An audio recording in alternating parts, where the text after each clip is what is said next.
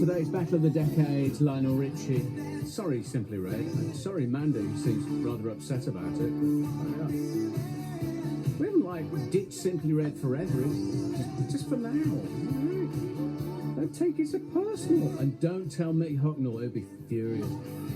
Ellen in Sutton says the farmers need the rain as well as the gardeners. Yeah, absolutely right. Yeah. It's just, I just wish it would rain at night time. Do you know what I mean? Which sure we need the rain. I know that, and I know we've been spoiled the last few weeks. And bearing in mind it's been April, May, and it's just been glorious to have a morning like this. And it sounds, from what Alex was saying, I think we're stuck with this for a little while. But hey, I'm not going to let that get me down, he says, having let it get me down. Right, we've got some good stuff for you on the show and good people as well. You may well have heard from my next guest before. He's also known as Kingdom Rapper. It's fair to say he's really turned his life around over the last few years as he's battled his own addictions. We had him on the show, actually, during the last big football tournament, the World Cup it was, wasn't it? Yeah. Football tournaments, remember those? And he actually devised a special rap for England. It kind of, I'd like to think it kind of did the trick, because we did all right compared with the last few World Cups.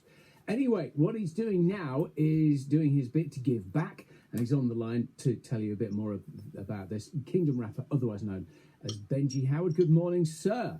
Hello, sir. How are you? I'm very well. How are you bearing up? It's a testing time, isn't it? But it's good. It's good stuff. We're finding new ways to get creative and new ways to do the stuff. Yeah. And the stuff at the moment, I was talking before about, this is basically putting books to good use. So tell me what you're doing. Yeah, so basically, I'll cut to the chase. My friend basically published 2 books.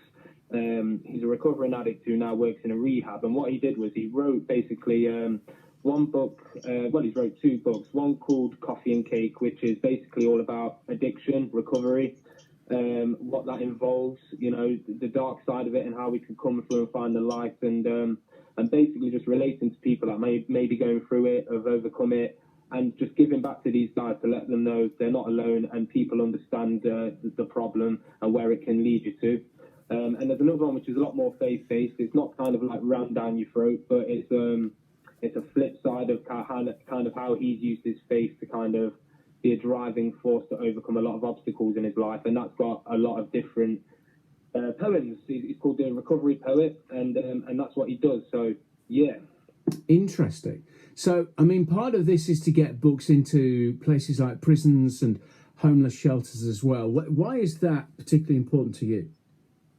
To be honest with you, before this happened, I was in HMP Nottingham trying to sort out workshops and stuff with the guys to get their stories told off the back of a book called Unlocked, which the University of Surrey published. And I just kind of had it on my heart that I wanted to go back in there and give these guys some light, some hope. And then the book kind of that just came to me as well. And I thought, what a great idea. Well, I thought of getting these into these people sitting in their cells who maybe, a lot of these guys do have, not everyone, but a lot of them are suffering from drug addiction, like myself, like I was, and reading the book firsthand, it resonated with me so much that I thought, if it's hitting my heart like this, I know it's going to hit people's hearts there. And that goes for the least, the last, and the lost mark is who I'm an advocate for.